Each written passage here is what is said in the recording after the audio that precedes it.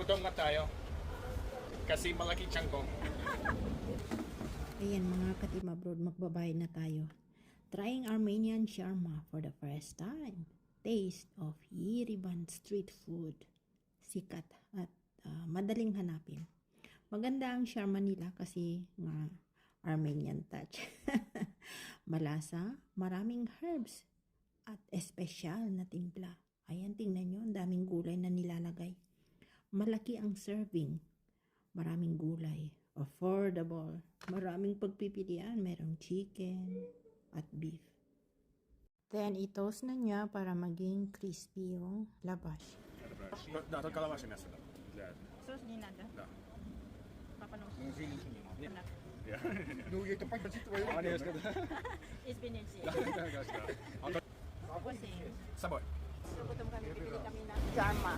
А второй раз Unang pagkain nila dito sa Yerevan. Masarap. Конечно.